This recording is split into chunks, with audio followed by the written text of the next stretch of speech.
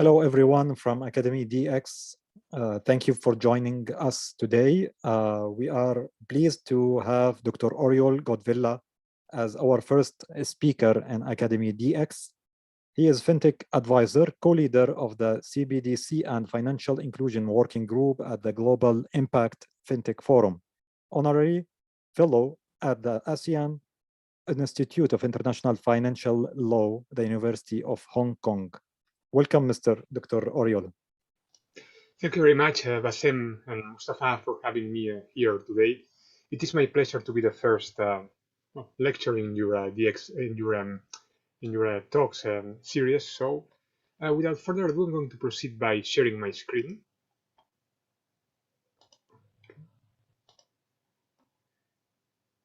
Okay, perfect. Do you see it well? Yes. Okay, perfect. So, I'm going to talk for around 25 minutes about blockchain in Islamic finance and banking use cases.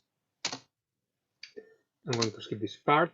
Basically, I'm going to start by talking a bit about blockchain, which is something that I'm sure that all of you already know, but just in case, it's good to start from the very beginning. Then I'm going to provide you with an overview of the Islamic finance industry, and I'm going to conclude by talking per se of the main topic of our webinar, which is how blockchain can be applied in the area of Islamic banking and finance. So, you will notice that I'm going quite fast because there is a lot to cover and I want to stick to my 25-ish minutes. I'm not going to dwell on myself because Bassem already introduced me before, so I'm going to go directly to the topic. As you know, blockchain is one of the technologies, if not the one, likely to have the biggest impact in the future of the global economy. I think that blockchain has, of course, been important for a few years now, but especially since the pandemic began and since we all became much more digital, we are all hearing much more about blockchain. There are blockchain projects everywhere. And it is very important, as I'm going to say later, to remind all of us that blockchain currently its applications go much beyond the scope, the area of cryptocurrencies. That part is, of course, I know, something that you must already know, but still, I feel like it is very important to keep dwelling on this idea. When it comes to how blockchain works, well, I'm sure you already know a bit about it or a lot. No, you know that blockchain is practically unfalsifiable and practically impossible to change once a record has been added. And blockchain is part of the DLT, distributed ledger technology. So both concepts are not actually the same, but we could say that blockchain is included within the DLT area. Although its size is destined to grow over time, it is immutable because its content is no longer modifiable unless invalidating the whole data structure. So you can see here some basic ideas about blockchain, and you can see on this slide as well. Well, a quick summary of how a blockchain works, which, as I said before, this is something that I'm sure that you already know, but still, it is important to keep reminding this idea because, unlike what people, what some people try to think or explain, blockchain is not rocket science. I'm not saying that it is easy. Of course, that becoming a blockchain developer requires a wide range of technical skills for sure, but at the same time, I feel like the technology is not per se that difficult to understand compared to others. So this is what makes blockchain actually so so attractive, no? Compared perhaps to other areas or other technologies. Then, and I think this slide is actually very important. As I said before, blockchain can actually be applied to many different areas, even though blockchain was initially invented to support, to underpin the operations of cryptocurrencies.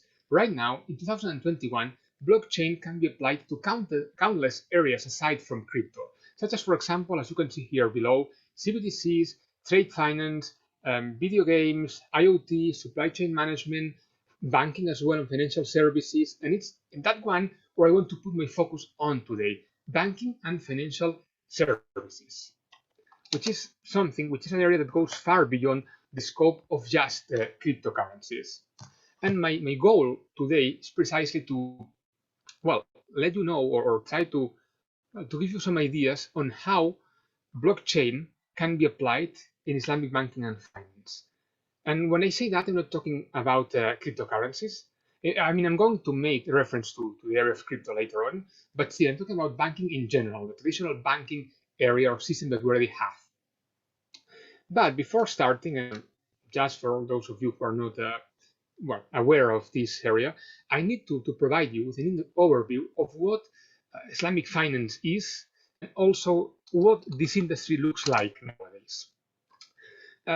To make it as short as possible, and I need to say though that this is much more complicated than this. No, I mean, it would require me like hours and hours now to analyze exactly what Islamic finance is and what the industry looks like. But to make it short, let's say that Islamic finance is a financial system which operates according to the Islamic law or Sharia. So, I mean, it is not so different from the conventional banking system in the sense that Islamic finance features or has institutions such as banks, investment firms, capital markets. However, there are some basic differences or features from between Islamic finance and traditional finance. One of those, for example, is the fact that interest charges, riba, are prohibited in Islamic finance. So even though Islamic theory of economics have been like created and analyzed and studied for like more than 1,000 years, this area of Islamic finance is actually quite recent. This area, this modern Islamic finance area or industry, was actually created in the late 1960s, early 1970s. So as you can see, this is still a very like growing. I mean, it's a very young area, which is still like growing fast in certain countries. As I'm going to say later, you're going to see that the biggest markets for this are, for example, Saudi Arabia, Malaysia, and there are still many more markets where Islamic finance is not that important yet, but will be in the future. So this is why this area has actually such a huge potential.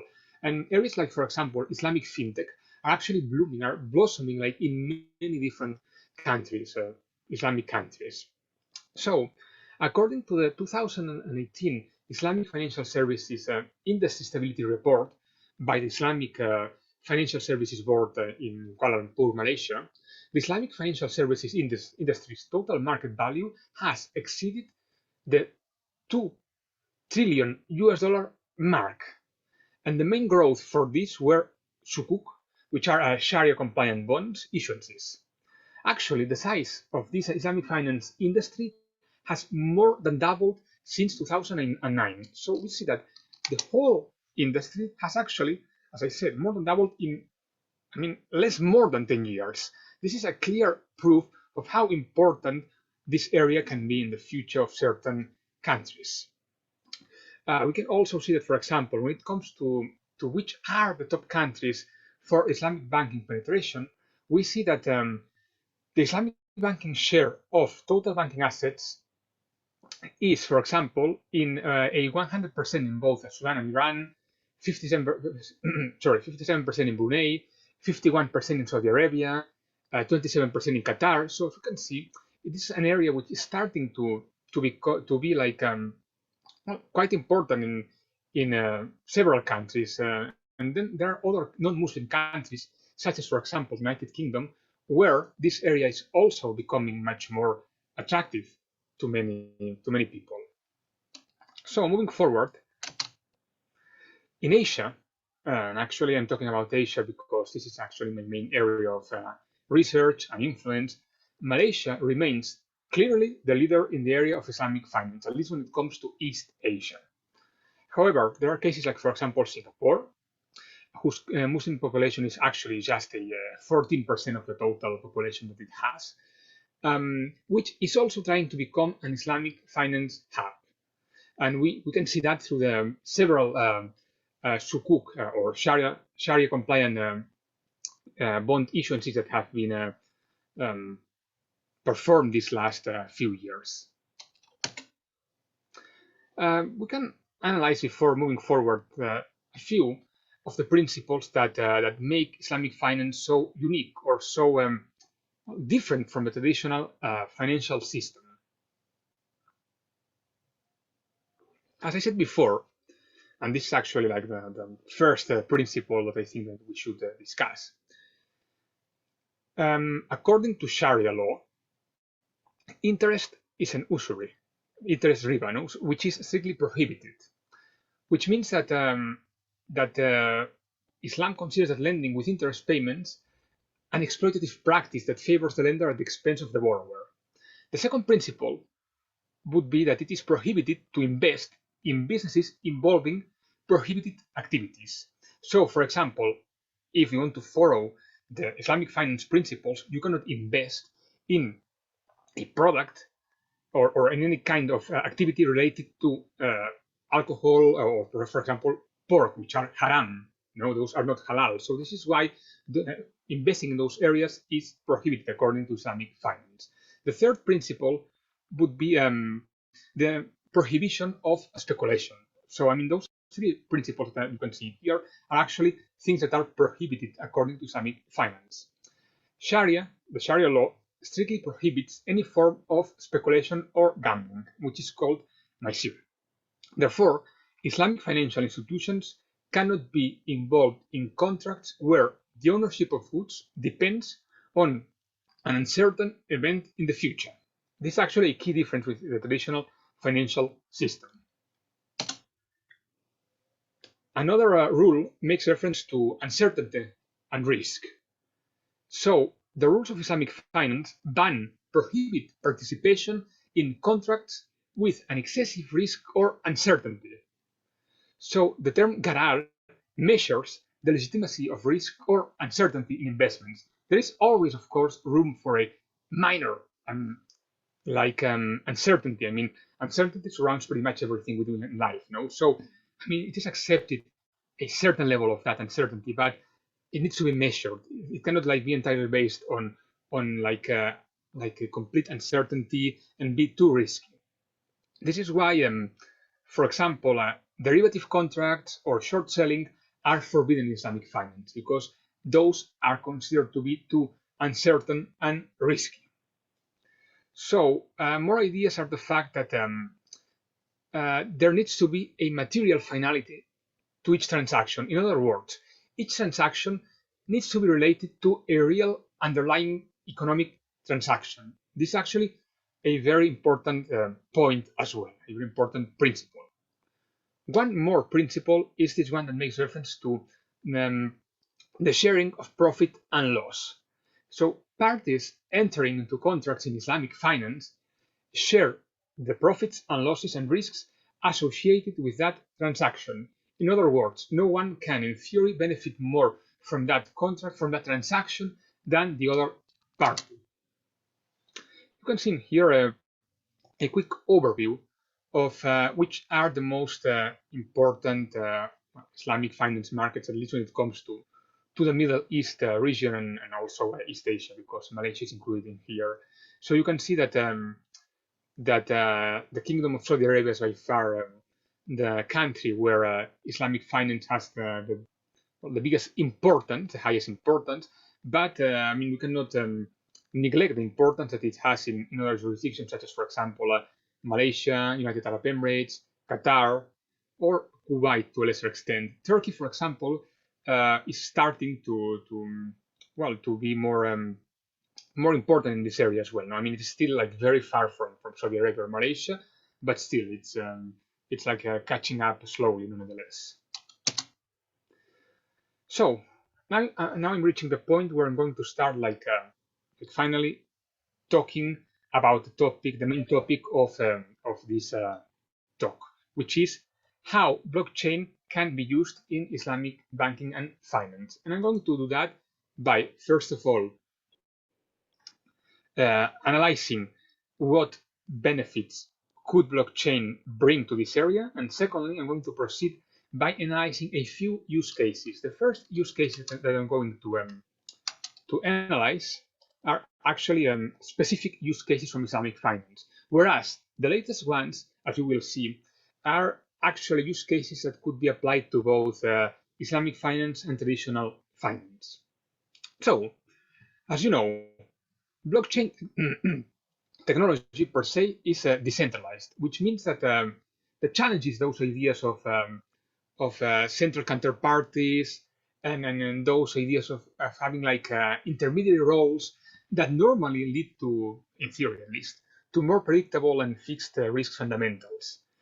So this approach of decentralization is actually to some extent mirrored in Sharia law. So this is why we could say that blockchain and Islamic finance could be actually a good match, according at least to its like founding principles.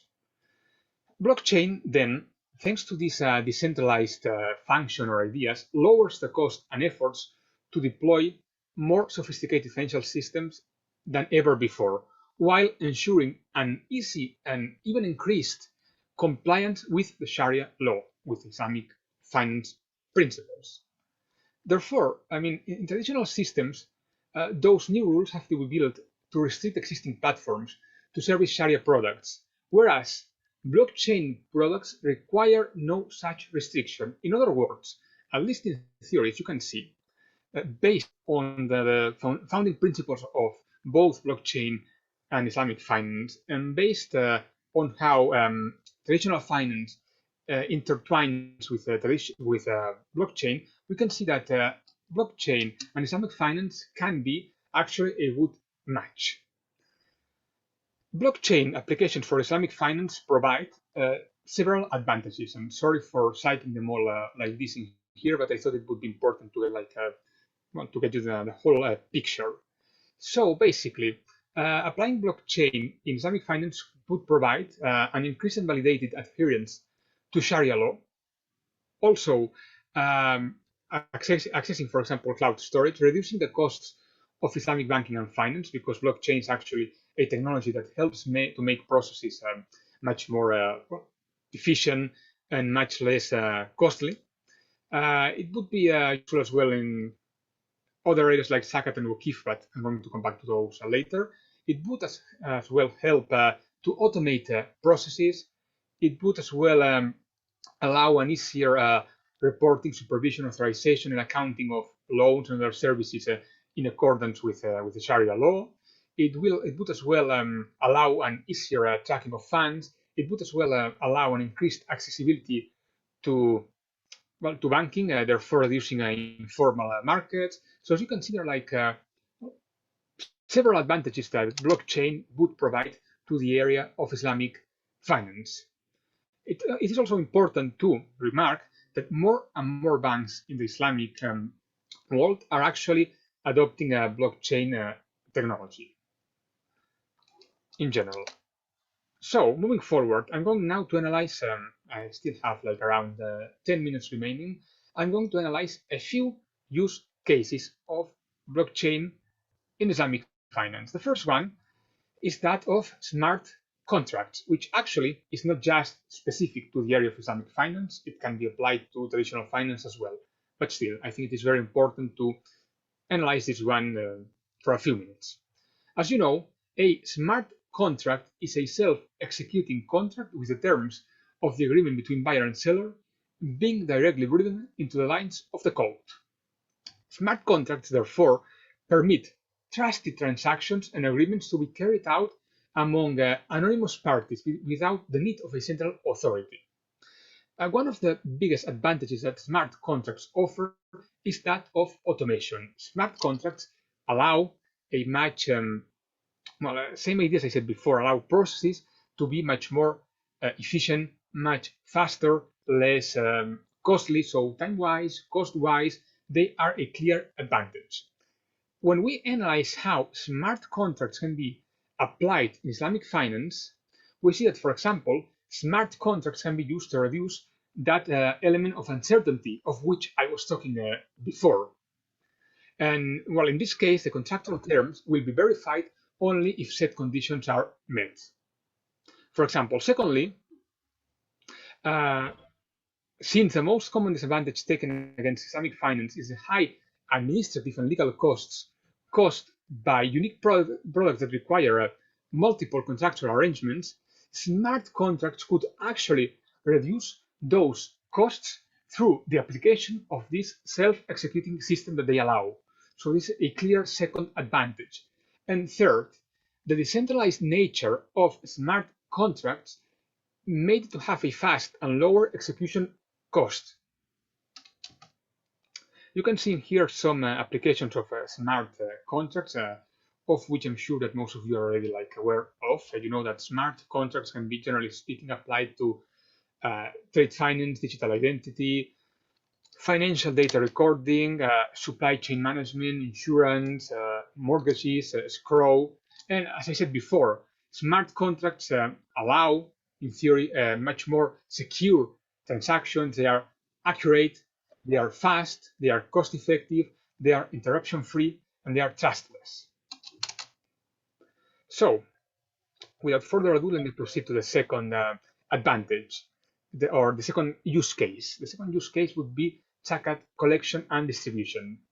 As you know, zakat is known among Muslims as one of the pillars of Islam, and it could be defined as this concept of transferring ownership of a specific amount of money from someone to another. And this ownership movement is based on certain criteria and rules regulating everything, starting from the amount to be paid and not ending with deciding the eligibility of that person who receives this zakat. So using blockchain would make this whole process much more auditable, immutable, and trackable, which means that we can track everything from A to C, and making this whole process as transparent as it can be, and allowing to notice any gap or any mistake in the system or in the whole process. One more use case would be smart sukuk. I was talking about sukuk before, about how important they are in Islamic finance in general. These bond issuances that I was talking about before. No? So basically, as I said, the sukuk market is actually increasing worldwide. Applying blockchain to sukuk can actually make this process much cost effective, make the issuance much more transparent and effective, as it was proven in the first issuance of sukuk, which received a wide range of acceptance globally. Actually, the first primary sukuk issuance on a public blockchain was performed by an Indonesian Islamic microfinance corporation known as BMT Bina Umma, which successfully raised 170 million rupiahs, so around $50,000. This slide also shows you how sukuk and blockchain can actually be a good match because of the reasons explained in here that I'm not going to analyze much deeper, but I hope in case you want to check this later, feel free to reach out to me and we can discuss this after the event.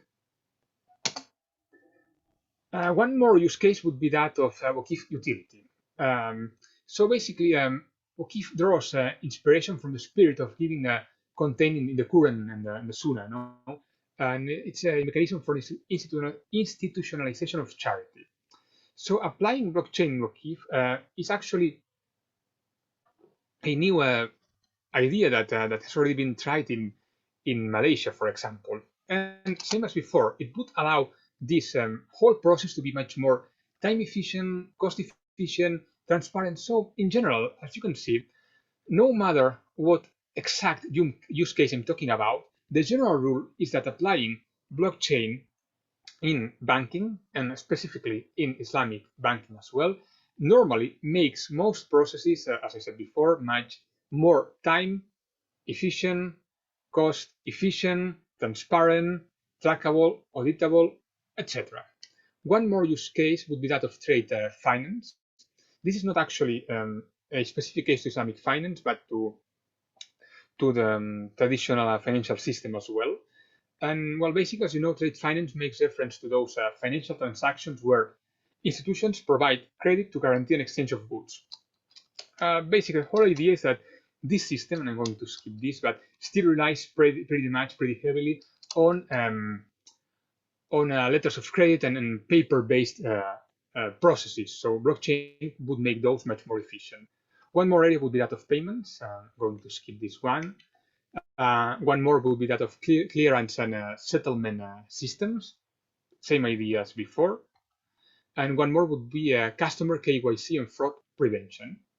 Last one, accounting and auditing. So those areas, all of them would be areas where applying blockchain would be interesting.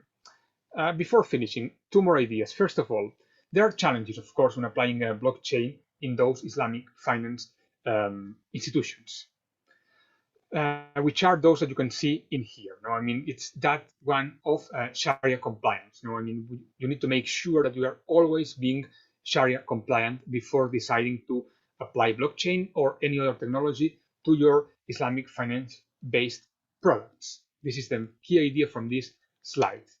And before finishing, just in 1 minute, a quick recap on cryptocurrencies. I said before that I was going to talk about applying blockchain in Islamic finance in general. I was talking more about traditional banking, but still, let's talk a bit about cryptocurrencies because I know there has been like some controversy in this area. Islamic scholars have a mixed perspective on regards to in regards to cryptocurrencies, whereas some scholars think it is halal, permissible. Others think it should be a haram, no, impermissible. Therefore, this is still like an open debate in the Islamic scholar world, and it depends. It depends. For example, this is research by OCF, which suggested that cryptocurrencies like Bitcoin or any other crypto should be considered permissible in certain scenarios, such as the case of currency exchange or making the payments for services or goods. But they should not be permissible cryptocurrencies when acquire them for the purpose of just accumulating them or as an investment. So OCF suggested that cryptos would be halal as long as they would be used for payments, whereas they would be haram when you would be using them just as an investment for more, let's say, speculative purposes. This is pretty much the same idea expressed by Alam et al. No, in his article from 2019. So this is pretty much it seems to be like the consensus between some authors, but still, as I said before, it's not completely clear. Then there is this one as well from 2018, this opinion by Sharia advisor Mufti Muhammad Abu Bakr, who used to be an advisor to Blossom Finance, who argued that Bitcoin is permissible under Sharia law because even though crypto itself is, according to some people, speculative, his view was that all currencies have a speculative element, not just cryptocurrencies, no, but all currencies per se. So this mustn't automatically make cryptos become haram. So this is one more opinion on this topic, which as you can see is ongoing. So this is pretty much the end of my talk. I'm going to stop sharing my screen and leave the room open for you in case you have like any very short question. Thank you, Dr. Oriol, for this fruitful session. Very interesting presentation. Now we have a discussion for 5 minutes. If any of the attendees would like to discuss any point with Dr. Oriol, you are free to unmute your microphone and start the talk.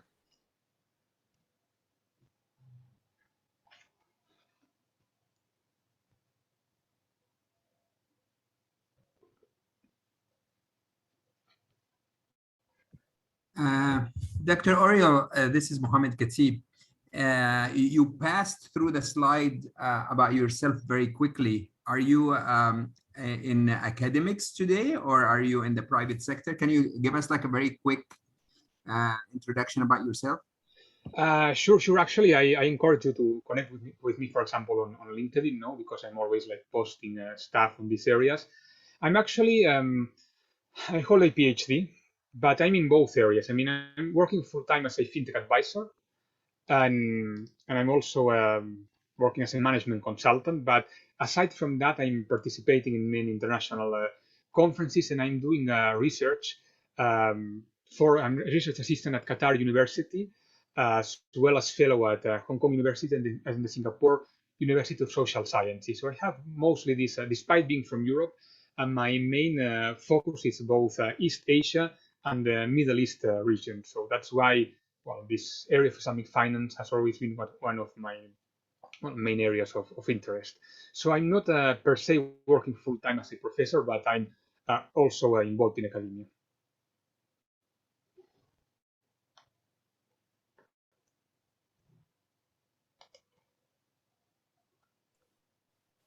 Okay, then I think there are no more questions. Thank you, gentlemen, for joining our session today. We are at Faster Community and Academy DX welcome the expert to share their knowledge. We can introduce you to our network and groups, so you can present a similar presentation. So feel free to contact me or Mr. Mustafa at any time, so we can coordinate for future sessions. Thank you, Dr. Oriol. The session will be published on our YouTube channel, and we will share the link with you all. Thank you, and have a nice day. Thank you very much for coming.